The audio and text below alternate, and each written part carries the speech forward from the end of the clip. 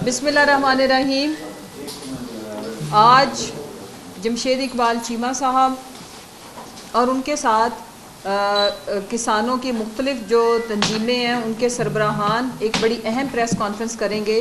तो उससे पहले मैं आज जो सानिया APC, आपको पता है कि पाकिस्तान की तारीख़ का अफसोसनाक तरीन सानिया था और आज पूरी कौम के दिल दोबारा उस गम में, मैं कहती हूँ, और स्पेशली माएँ, और अल्लाह ना करे कि कभी पाकिस्तान के अंदर हम इस तरह के किसी सहाने की अल्लाह ना करे कि खबर सुने।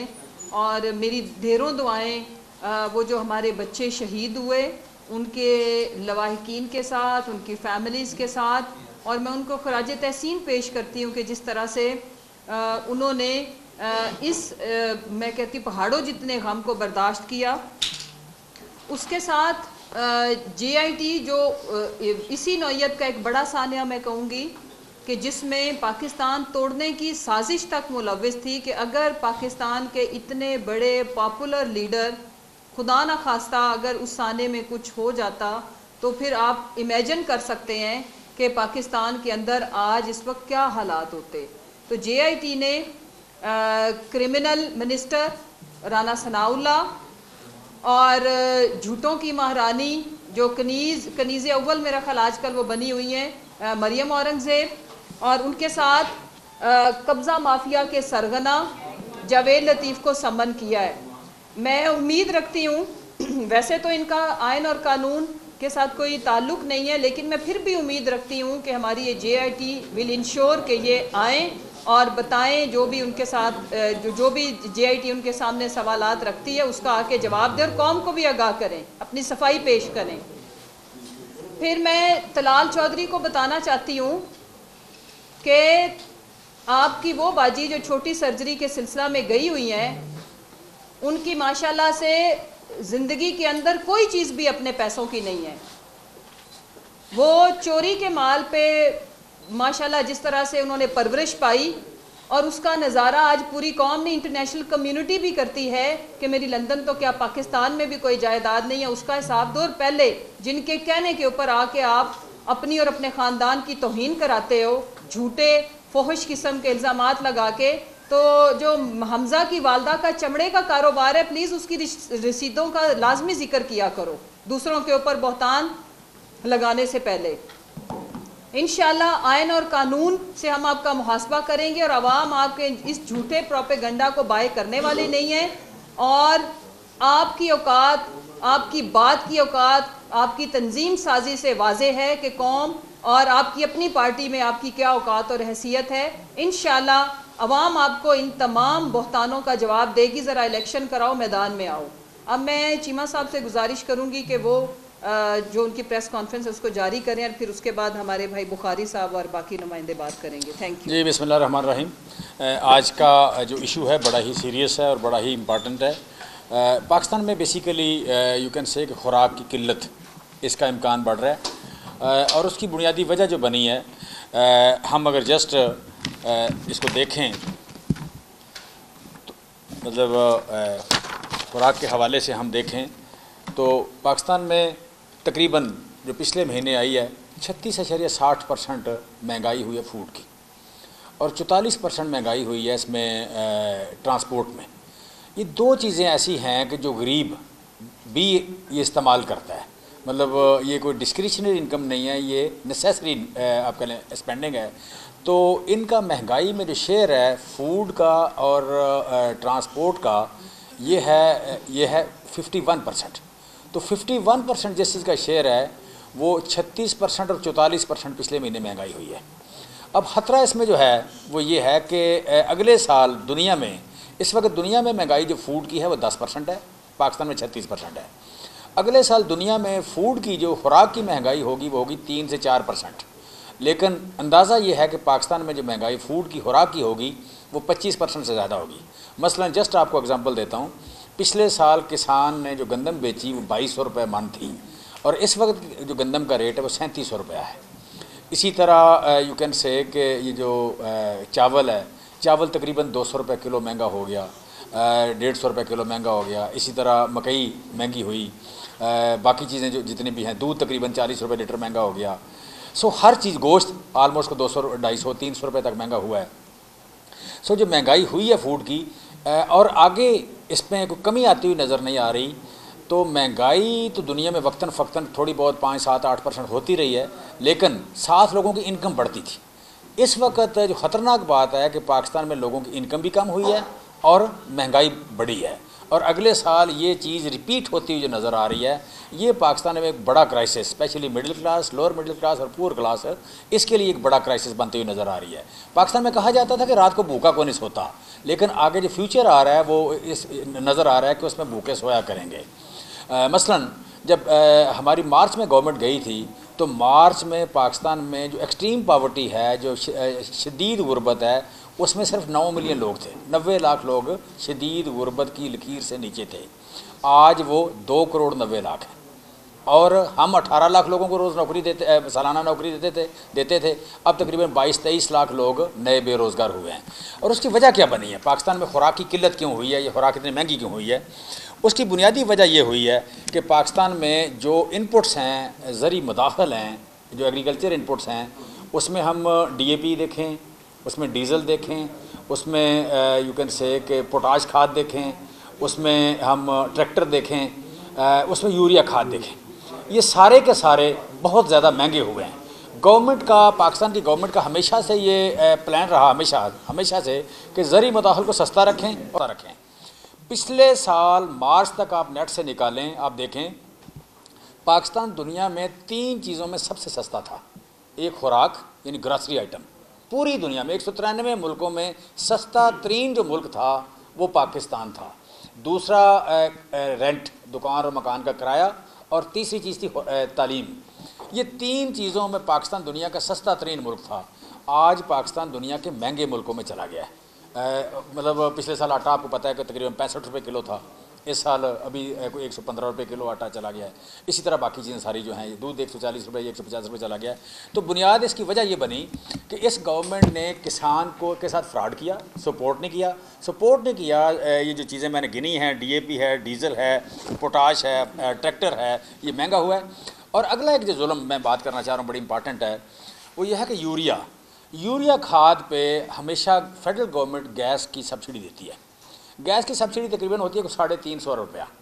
उस वजह से पाकिस्तान में खाद बिकती है तकरीबन 2200 रुपया, 2100 रुपया, ये इसका रेट होता है। दुनिया में इसका रेट 6000 रुपया है। सो खाद पे जो सब्सिडी गैस की शक्ल में देती है, वो सब्सिडी देने का, इस साल भी हमने सब्सिडी दी। फिर 6 लाख टन खाद बाहर से मंगवाई यूरिया, उस पर 30 अरब की सब्सिडी दी। ये 300-350 और 30 अरब, ये 380 अरब की जो सब्सिडी दी, उसका नतीजा ये हुआ कि आज पाकिस्तान में खाद 5 लाख टन ज़्यादा थी ज़रूरत से। 32 लाख टन इस्तेमाल होती है, 31 लाख, 36 लाख मौजूद थी, लेकिन आज खाद 50% ज़्यादा कीमत पे 800-900 रुपया महंगी मिल रही है सरकारी रेट से। महंगी इसलिए मिल रही है कि पाकिस्तान से खाद स्मगल हो रही है। पिछले साल जब खाद स्मगल होना शुरू हुई तो हमने बलूचिस्तान गवर्नमेंट को, सिंध गवर्नमेंट को, चीफ सेक्रेटरी को, चीफ मिनिस्टर को, और वहाँ पे आप कह लें कि बॉर्डर मिलिट्री जो आप कह लें FC, उनको कॉल किया। वज़ीर-ए-आज़म इमरान खान थे उस वक़्त, और खाद रोकी। हमने चमन बॉर्डर से 20 किलोमीटर पीछे ट्राले जो हैं उनको उतारना शुरू किया कि कोई ट्राला आगे नहीं जाएगा और खाद स्मगल नहीं होगी। जनरल सरफराज, अल्लाह ताला उनको जन्नत नसीब करे, उन्होंने बड़ा रोल प्ले किया और खाद की हमने स्मगलिंग रोकी। इस साल खाद स्मगल हो रही है, और पाकिस्तान के किसान को 800-900 रुपये जो महंगी मिल रही है, ये कम से कम 50 अरब रुपये का टीका लग रहा है किसान को। असल कीमत से 50 अरब रुपया ज़्यादा देना पड़ रहा है उसको। 6.5 करोड़ बोरी इस्तेमाल होती है खाद की गंदम पे। 6.5 करोड़ जो बोरी इस्तेमाल होती है, वो अगर 600 रुपया, 700 रुपया, 800 रुपया फ़ी बोरी महंगी है, तो तकरीबन 50 अरब रुपया किसान की जेब से निकल के स्मगलर्स को या उनके सहूलतकारों की जेब में जा रहा है। जो भी सहूलतकार हैं, मेरी आवाज़ सुन रहे हैं, उन तक पहुँच रही है, बिल्कुल पता है उनको, जो सहूलतकार हैं, कि क्यों खाद स्मगल हो रही है। स्मगल करने वाले जिन लोगों ने रोकना है वो क्या कर रहे हैं, हम उनसे सवाल करते हैं कि आप कर क्या रहे हैं। सो अगली जो बात दूसरी मैं करना चाह रहा हूँ कि इस वक्त पाकिस्तान में 1100 अरब रुपए की इंडस्ट्री है पोल्ट्री की, 1100 रुपये की इन्वेस्टमेंट है, 750 अरब रुपया सालाना उसकी यू कैन से कि प्रोडक्शन है। 2 मिलियन टन गोश्त पैदा होता है वहाँ से, अरबों अंडे पैदा होते हैं। उस इंडस्ट्री के लिए हम इंपोर्ट करते हैं सोयाबीन के जहाज़ कराची में खड़े हैं। सुना है कि वज़ीर-ए-आज़म साहब पैसे मांग रहे हैं उनको रिलीज़ करने के वज़ीर-ए-आज़म पैसे मांग रहे हैं। जी मैं दोबारा कह रहा हूँ, उनको रिलीज़ करने के वज़ीर-ए-आज़म साहब पैसे मांग रहे हैं और रिलीज़ नहीं हो रहे। जो प्रोटीन है, प्रोटीन का, क्रूड प्रोटीन का, सीपी का सबसे बड़ा सोर्स वो है।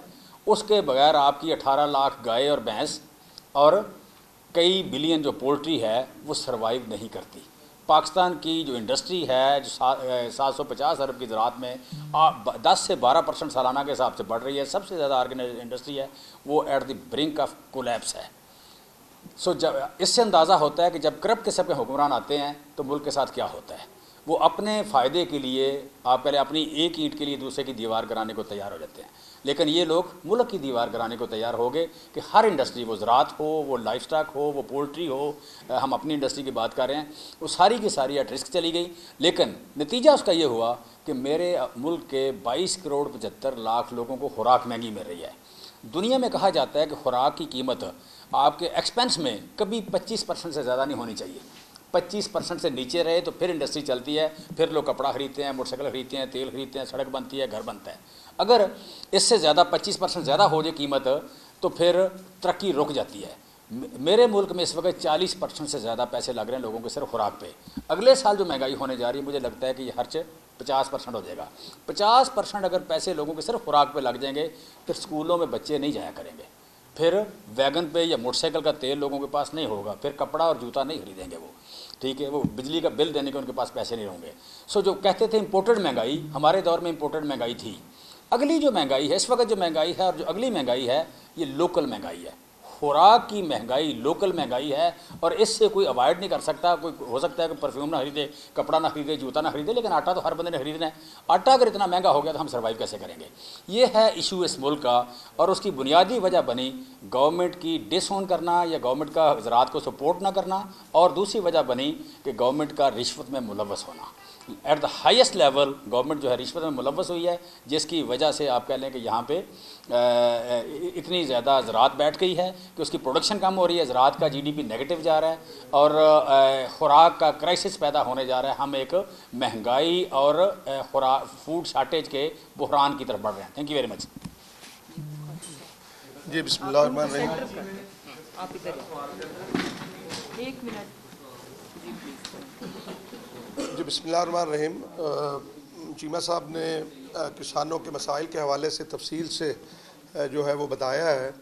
मैं सिर्फ इतना कहना चाहता हूँ कि सैयद महमूद हक बुखारी, चेयरमैन ऑल पाकिस्तान किसान फाउंडेशन, और हम समझते हैं कि ये मुल्क ज़री मुल्क है और हम ये कहते भी रहते हैं कि रीढ़ की हड्डी की हैसियत रखता है, लेकिन इस रीढ़ की हड्डी पे इन 7 माह के अंदर इतनी ज़रबें लगी हैं कि वो पैरालाइज हो चुकी है। और हम बताना ये चाहते हैं अपने प्रेस के थ्रू कि इस वक्त किसानों का कोई पुरसाने हाल नहीं है।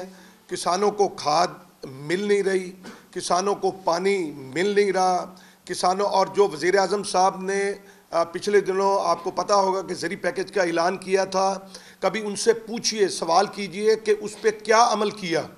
उन्होंने कहा था कि जो बिजली का टैरिफ है वो हम कम कर देंगे, लेकिन अभी जो बिल आए हैं उसके भी पिछले माह जो आए हैं वो भी उस पुराने रेट के ऊपर आए हैं 16 रुपए के हिसाब से, और FPA जो है उसमें भी कोई कमी नहीं की गई। तो ये इस तरह का फ्रॉड तो नहीं करना चाहिए, क्योंकि ज़राअत ऐसी चीज़ है जिससे आपकी सनत चलती है, ज़राअत ऐसी चीज़ है जिससे आपको रोज़गार मिलता है। 48% डायरेक्टली और इनडायरेक्टली आपकी तमाम इंडस्ट्री, ट्रैक्टर इंडस्ट्री, आपकी फर्टिलाइज़र इंडस्ट्री, आपकी जो शुगर मिल्स, आपकी जितनी भी सनद है वो सारी जो है वो ज़राअत से मुंसलिक है। और अब तो उसकी तपिश, जिस तरह चीमा साहब ने कहा, कि बड़े शहरों में भी महसूस की जाने लगी है। जब आप सब्ज़ी ख़रीदने जाते हैं हमारे शहर के भाई, तो उस वक्त आपको मालूम होता है उसकी वजह क्या है, और बिल्कुल तवज्जो कोई नहीं दी गई। आज यूरिया जिसका 2250 रुपये, यानी पिछली गवर्नमेंट में जब इमरान खान साहब की गवर्नमेंट थी तो 1768 रुपये रेट था, और इस 7 माह के अंदर 600-700 रुपये यूरिया के अंदर इजाफा करने के बावजूद आज हमें मार्केट के अंदर 2250 रुपये रेट है, और उसका रेट जो है वो 2900 रुपये तक किसान को जो है तब भी खाद नहीं मिल रही। हम ये कहते हैं कि इसकी मजम्मत करते हैं, हम कहते हैं स्मगलिंग को रोका जाए, किसान को खाद दी जाए, वरना अगला डिज़ास्टर जो है वो इतना खौफनाक होगा। आज दुनिया के अंदर फूड सिक्योरिटी पहले नंबर पर है और बॉर्डर सिक्योरिटी दूसरे नंबर पर है। जिन कौमों के पेट खाली होते हैं फिर उनकी फ़ौज भी नहीं लड़ सकती। तो मैं ये कहता हूँ कि हुकूमत को होश के नाखून लेने चाहिए। उन्होंने कहा था कि 3 लाख जो है वो ज़री ट्यूबवेल वो हम कन्वर्ट कर देंगे सोलर पे। अरे भाई वो कहाँ है? हमें तो नहीं, 2 माह गुजर चुके इस ऐलान को और इश्तिहारात भी इतने बड़े बड़े दे दिए, लेकिन उसका कोई रिज़ल्ट तो नहीं हमें मिला। हम ये कहते हैं कि आप इससे हट के किसानों को जो है वो मराद दें और बेहतरी की तरफ आए, ताकि आपकी सब्जियां सस्ती हों, आपके जो अनाज है वो सस्ता हो। और आने वाले वक्त में आज गन्ने की मैं आपको पोजीशन बता रहा हूं कि उसकी जो पैदावार है वो इतनी कम हो रही, उसकी बुनियादी वजह है कि किसान के पास पैसा नहीं है, खाद वो पूरी तरह डाल नहीं सकता, इतनी महंगाई आ गई। आप ट्रैक्टर देखें, ट्रैक्टर इंडस्ट्री का वज़ीर आज़म ने कहा जी कि यहाँ की इंडस्ट्री तो वो कम करने के लिए तैयार नहीं है। मैं बाहर से ट्रैक्टर आपको जो 5 साल पुराना चला हुआ, ये अजीब मजाक है जो काबिल अमल बात ही नहीं है। आपने वो बात की है और मीडिया ये गवाह है।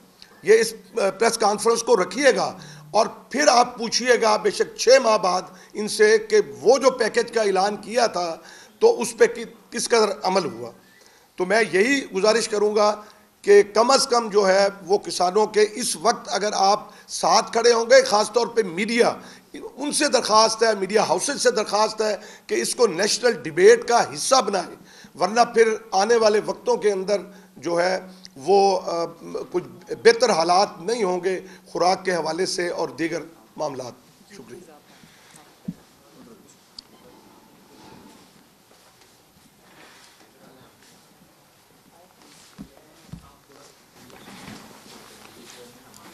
अस्सलाम वालेकुम जी। इबाद खान मेरा नाम है जी, फार्मर एसोसिएट पाकिस्तान का डायरेक्टर हूँ जी। और आपसे चंद बातें करूँगा। हमारी कुछ बातें आपको फ़ील होंगी कि जो चीमा साहब ने भी की और बुखारी साहब ने, क्योंकि एग्रीकल्चर की जब बात होगी तो सब बातें दोबारा हो जाती हैं। तो मैं आपको एक तो सबसे पहले गंदम की क्रॉप जो है जी उससे बात शुरू करता हूँ। गंदम की क्रॉप हमारी सबसे अहम क्रॉप है, क्योंकि इसके सियासी असरात भी बहुत हैं और इसके लोगों पे खुराक पे भी बहुत असरात हैं। अब हमारी गंदम बीजी जा चुकी है। इस हुकूमत की आप गैर संजीदगी का सबसे बड़ा मुजाहिरा देखें कि अभी तक वफाकी हुकूमत ने गंदम की कीमत के बारे में कोई बात नहीं की। फसल को लगे हुए 1 महीना हो गया है, हालांकि ये आज से 1 महीने पहले ऐलान होना चाहिए था ताकि किसान फ़ैसला करता कि उसने गंदम कितनी लगानी है। किसान ने तवक्को करके गंदम लगा ली है, लेकिन ये इतनी नाअहल वफाकी हुकूमत है कि इन्होंने आज की तारीख तक गंदम का रेट नहीं दिया। अब बताएं, किसान को यूरिया खाद ब्लैक में मिल रही है और डीएपी के रेट भी 9,000 साढ़े 9,000 हैं, पोटाश के रेट 14,500 हैं। इतनी महंगी खाद कोई बंदा कैसे गंदम के खेत में डाले जिसको ये नहीं पता कि मेरी गंदम बिकनी कितने की है। और इसका सबसे बड़ा नुकसान किसान को तो होगा, लेकिन जो हमारे भाई शहरों में रहते हैं उनके लिए उससे भी बड़ा नुकसान है, क्योंकि वो इसके कंज्यूमर हैं।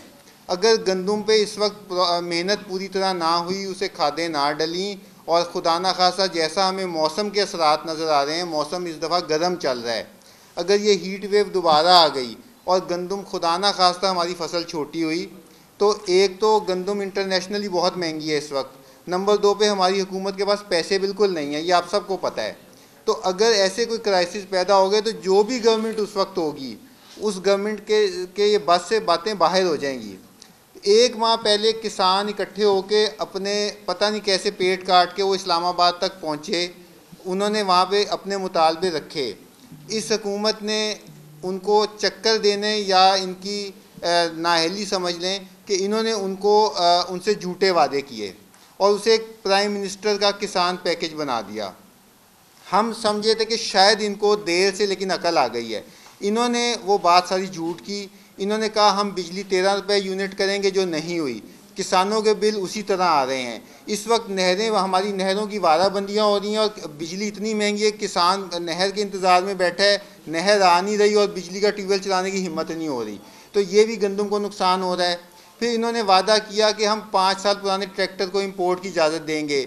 1 महीने से ज़्यादा हो गया, कोई पॉलिसी इस वक्त ग्राउंड में नहीं है।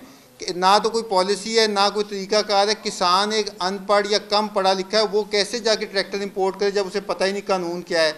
उसके बाद इन्होंने कहा हम किसानों को सस्ते कर्जे देंगे। ज़बानी कलामी कोई बात अभी तक ऐलान सामने नहीं आया। आप ये देखें कि जो सैलाब में जो नहरें टूटी थी, अब चश्मा राइट बैंक कैनाल है जो केपी के और पंजाब दोनों को पानी देती है, जितना रकबा तौसा शरीफ का चश्मा राइट बैंक कैनाल पे है वो नहर टूटी हुई है, गंदम के लिए पानी नहीं है। वहाँ पे जो लोग ट्यूबवेल का पानी बेच रहे हैं वो 1800 रुपये 1 घंटे का ले रहे हैं जो ट्रैक्टर से ट्यूबवेल चल रहा है। आप बताएं 1800 रुपये 1 घंटे पे कौन बेवकूफ़ गंदम बीच सकता है या उसको पानी लगा सकता है, और अगर वो लगाएगा तो वो आगे कितने की बेचेगा। फिर इन लोगों ने इनकी उस पर आप अंदाज़ा लगाएं कि इन लोगों ने किसानों को झूठ बोल के वहाँ से भेज दिया इस्लामाबाद से। किसानों के नुमाइंदे किसानों के सामने शर्मिंदा, किसान समझते हैं कि हमारे साथ धोखा हुआ। अब दोबारा ये खबरें उठ रही हैं कि किसान फिर इकट्ठा होने का सोच रहा है, और अब क्या किसान इस हुकूमत पे एतबार करेगा। और आप लोगों को एज आ सहाफ़ी भी ये सोचना चाहिए कि अगर ये हुकूमत किसानों को धोखा देती है तो ये धोखा आप लोगों के साथ भी होगा, क्योंकि जब किसान फंसेगा, किसान की क्रॉप नहीं होगी तो उसकी कीमत शहरी भी देंगे और किसान भी देगा। तो उसके बाद इन्होंने कहा जी कि हमने DAP 11,250 की है। वो DAP जो हुकूमत ने 11,250 की थी, इस वक्त 8500 रुपये की बिक रही है। इसका मतलब है कि उसकी कीमत ही नहीं थी 11,250। उल्टा इन्होंने DAP बनाने वाली फैक्ट्रियों को किसानों की जेबों से पैसा निकाल के दिया जो कि नहीं चल सका, वो एक चीज़ की कीमत ही नहीं थी। इन्होंने 90 अरब रुपए का डाका मारने की कोशिश की किसानों की जेबों पे, 11,500 की वो DAP बिकवाने की, जो जिसकी कीमत इस 8,500 है। वो किसान 8,500 पे भी लेने को तैयार नहीं है। फिर इन्होंने कहा जी कि हम यूरिया किसान को 2,250 की देंगे। पिछले 1 साल से यूरिया स्मगल हो रही है, बच्चे बच्चे को पता है कि कौन स्मगल करवा रहा है, और इस वक्त सब खामोश बैठे हैं। इन लोगों की शायद दस्तरस नहीं है, लेकिन उसकी कीमत पूरा पाकिस्तान अदा करेगा। आप देखें इस वक्त आप एक बोरी को 3-4 हज़ार मुनाफे की खातिर स्मगल करा रहे हैं। जब वो 3-4 हज़ार आपको हर गंदम की बोरी पे देना पड़ेगा तो कौन देगा? सब पाकिस्तान के शहरी देंगे, और उस वक्त कोई जिम्मेदार नहीं होगा कि कौन इसका जिम्मेदार है। तो हम कहते हैं कि जी आप लोग बेशक शहरों में रहते हैं, लेकिन आप में से भी कई लोग देहात से ताल्लुक़ रखते हैं। बराए मेहरबानी इस चीज़ की सीरियसनेस को नोट करें। पाकिस्तान में खुराक की कोई किल्लत नहीं थी। इन लोगों की गलत फ़ैसलों और इन लोगों की जल्दबाजियों की वजह से पाकिस्तान खुराक की किल्लत की तरफ बढ़ रहा है। पाकिस्तान की आबादी पाकिस्तान की दुनिया की 5वीं बड़ी आबादी है। अगर खुदा ना खास्ता 5वीं बड़ी आबादी अदम तवाज़ुन का शिकार होती है तो जो गल्ला इंटरनेशनल मार्केट में बिकने आता है उसमें इतना फालतू गल्ला नहीं होता कि इतनी बड़ी आबादी को सपोर्ट कर सके। तो अगर हमारी खुदा ना खास्ता किल्लत हुई, ना हमारे पास पैसे हैं, ना इंटरनेशनल सप्लाई में इतनी फालतू आपको खुराक मिलेगी, ये एक ऐसा क्राइसिस बनेगा जो मैनेज नहीं हो सकेगा। शुक्रिया जी। किसी का कोई सवाल है तो आपने जिक्र किया कि जो खाद है ये स्मगल हो रही है। आप लोगों को पता है जब आप गवर्नमेंट में जब फाकी तो क्यों नहीं आप लोगों ने उस वक्त कोई ऐसी कानून साजी की, क्यों नहीं ऐसी नहीं। जो स्मगलिंग जब जिक्र आया था तो उसका कानून साजी, इसका मतलब कानून नहीं है, कानून से हट के स्मगलिंग बेसिकली लफ्ज़ ही गैर कानूनी है। सो गैर कानूनी तौर पर होती है। हमने उसके इनिशिएटिव हमने ये लिए कि जहाँ जहाँ से ट्राले मूव करते थे वहाँ वहाँ गिरफ्तारियाँ की। सादकाबाद में गिरफ्तारियाँ की, गोटकी में की, डैरकी में की, बलूचिस्तान में की, और दूसरा ये कि चमन बॉर्डर से 20 किलोमीटर पहले ट्राले बंद कर दिए, ठीक है। और वहाँ पे हम बड़े कामयाब रहे उसको कंट्रोल करने में। अब कामयाब नहीं हो रहे। 2200 वाली चीज़ मिल रही है 2900 की, 700 रुपया हो गया, 700 रुपये बोरी, 6.5 करोड़ बोरी, तकरीबन 50 अरब रुपया किसानों की जेब से स्मगलर जो है उसकी जेब में जा रहा है। और स्मगलर मेरा पैगाम सुन रहे हैं, उन्हें पता है कि कौन कौन स्मगल कर रहा है। लिहाजा हम पूछते हैं कि आप क्या कर रहे हैं, आप ड्यूटी अपनी पूरी क्यों नहीं कर रहे। ये 50 किलो की बोरी है, ये ट्रालों में जाती है, कुछ छुपा के ले जाने वाली हीरोइन नहीं है, कोई 100 ग्राम 200 ग्राम 500 ग्राम नहीं है, किसी गलेल में पार करना ये नहीं है, ये बॉर्डर से जाती है।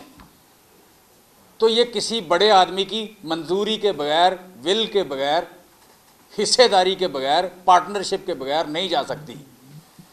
सो हम पार्टनर से पूछ रहे हैं, सहूलतकारों से पूछ रहे हैं कि सर क्या कर रहे हैं आप, काम करें, कौम आपकी तरफ देख रही है, आपकी ड्यूटी है बॉर्डर को सेव करना। जी सारी जिम्मेदारी वफाकी हुकूमत पे डाल दी है। तो ये बताइएगा कि पंजाब हुकूमत भी कुछ कर रही है कि इसके क्या इनके क्या मेजर? बेसिकली ये बात बड़ी आपकी सही सवाल है आपका। बेसिक जो है कि मैं जस्ट आपको एग्जांपल देता हूँ कि हमारी गवर्नमेंट में 75% जो सब्सिडी थी डीएपी खाद की वो फेडरल गवर्नमेंट देती थी और 25% उसको उसमें शेयर करते थे सूबे। सो हम कहते हैं कि यही पॉलिसी अब दे दें ताकि फार्मर जो है उसका भला हो। फेडरल गवर्नमेंट अपनी ज़िम्मेदारी से इनकारी है। दूसरी बात जो है कि जो इशू बना इसका यूरिया का, ये सारी ज़िम्मेदारी ही फेडरल गवर्नमेंट की है कि खाद जो है स्मगल होना रोकना फेडरल गवर्नमेंट की ज़िम्मेदारी है। ये हो रही है, ये 85% खाद पैदा होती है सिंध में और 85% 90% खाद जो स्मगल हो रही है बलूचिस्तान से हो रही है। सो वहाँ किसकी हुकूमत आपको पता है। सो बेसिकली ज़िम्मेदारी उन पर आती है। तीसरी बात इसमें यह है कि जितनी पॉलिसियाँ हैं regarding taxation, regarding pricing, regarding you can say कि पॉलिसी, वो सारी की सारी बेसिकली डिपेंड करती हैं फेडरल गवर्नमेंट पे। फेडरल गवर्नमेंट जहाँ ज़िम्मेदार है वहीं हम कह रहे हैं, जहाँ वो ज़िम्मेदार नहीं है वहाँ पे हम अपनी ज़िम्मेदारी लेते हैं।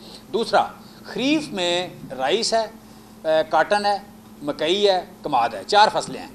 अब ये फसलें शुरू होती हैं अप्रैल से लेके इनकी फेट या इनकी कैसे होंगी ये मिड अगस्त तक तय हो जाता है। हमारे पास अप्रैल से शुरू हुआ वोट ऑफ नो कॉन्फिडेंस और ये अगस्त तक हुकूमत अगली बनी नहीं। इसी दौरान ये सारी फसलें इस तरह ख़राब हुई कि काटन की 41% पैदावार कम हो गई, 30% के 25 से 30% मुंजी की पैदावार कम हो गई। तकरीबन इस साल को 15% के लगभग चीनी की पैदावार कम हो जाएगी, 15 या 20%। इसी तरह मकई की पैदावार कम हो गई, दालों की पैदावार 50% कम हो गई, तेल की पैदावार काफ़ी सारी कम हो गई। सो हर चीज़ की जो पैदावार जो खरीफ की फसलें हैं, जब हमज़ा साहब माशाल्लाह यहाँ पे वज़ीर आला थे, पंजाब का बेड़ा उस वक्त गर्क हुआ है। बाकी सिंध में तो खुद उन्होंने डबोया सारा कि ड्रेन सारे बंद करके उन्होंने सारा डबो के तो इंटरनेशनली उन्होंने लेने की कोशिश की इमदाद। $750 मिलियन इस वक्त तक आ चुके हैं। किसी किसान को उबाड़ो से लेके बदीन तक किसी किसान को ₹1 अगर मिला हो आप मुझे तलाश करके दे देना। सारा मीडिया को मैं चैलेंज कर रहा हूँ, किसी किसान को अगर ₹1 गवर्नमेंट ने इमदाद दी हो उसकी फसल की नुकसान के अजाले के लिए या उसके जानवर के मरने के अजाले के लिए या उसका मकान गिरने के लिए अजाले के लिए तो वो हमें बता दें। दूसरा, बार बार बात हो रही है किसान पैकेज के हवाले से। 1800 अरब रुपये का किसान पैकेज दिया शहबाज शरीफ साहब ने, करोड़ों रुपए के या अरबों रुपए के इश्तहारा दिए।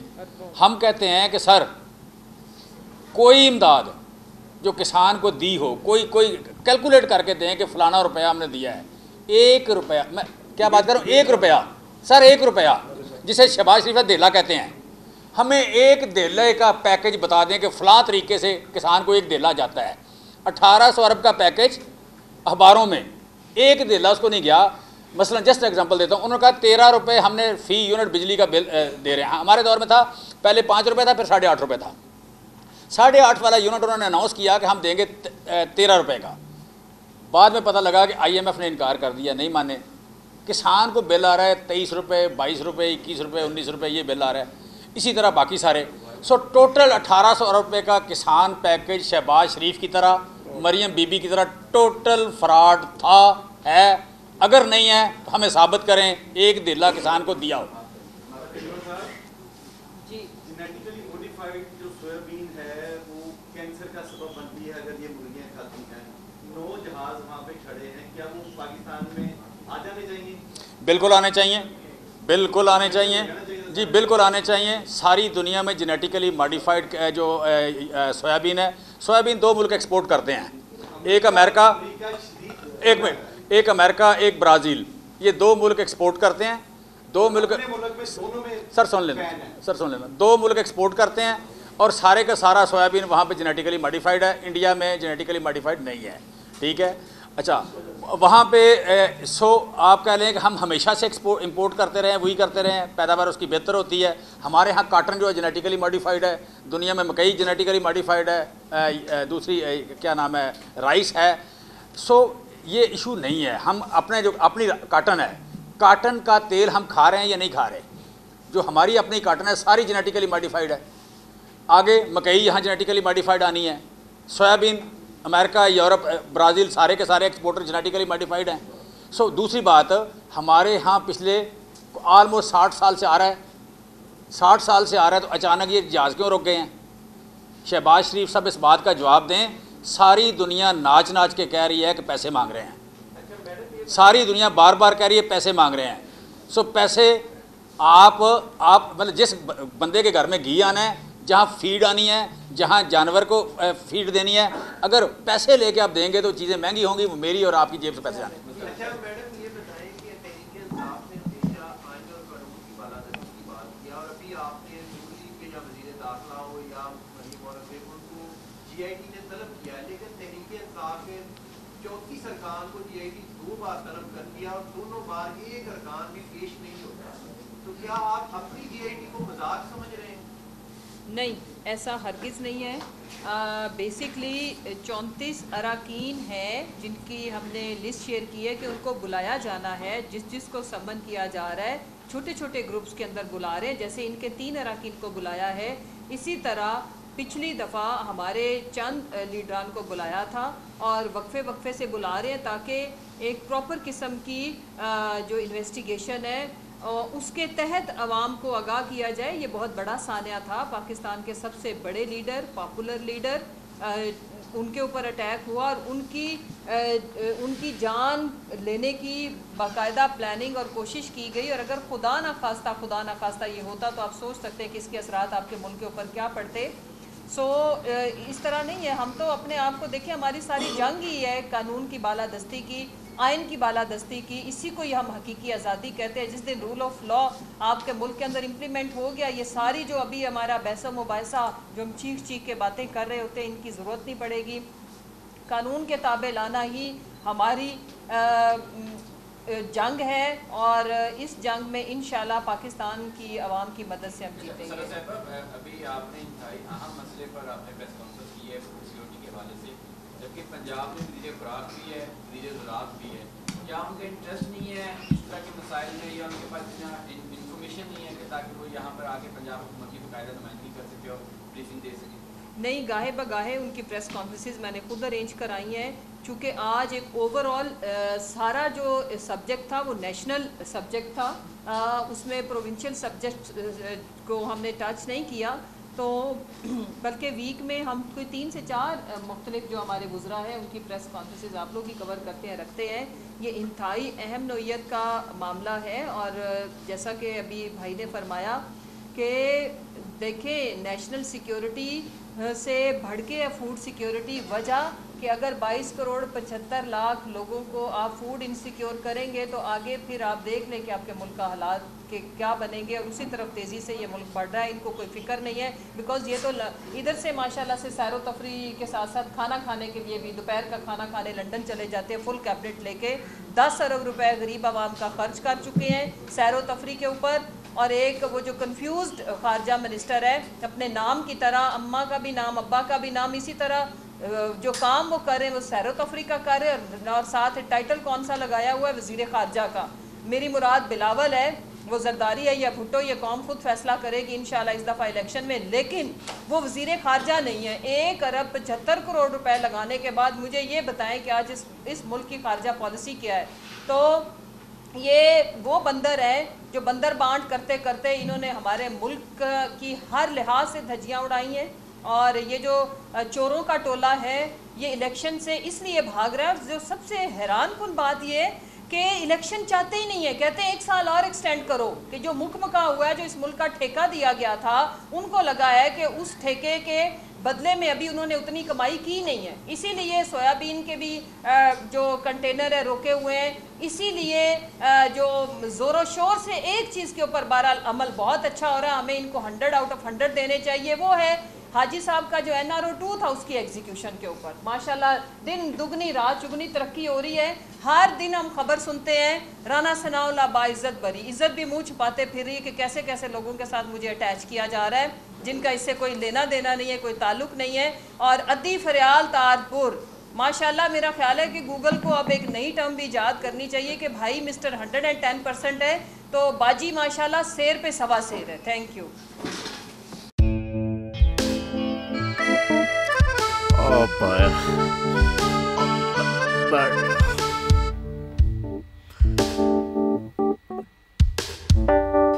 इंतशार से निकलने का वाहिद हल इंतखाबात हैं।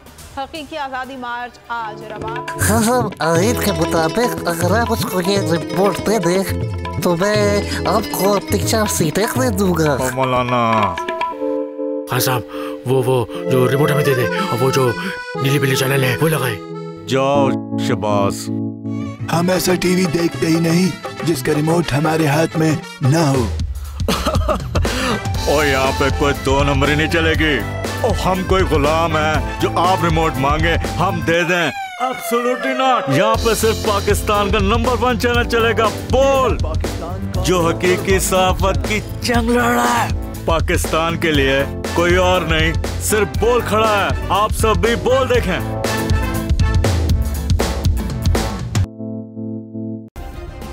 सब्सक्राइब करें और बेल दबाएं ताकि कोई खबर रह न जाए।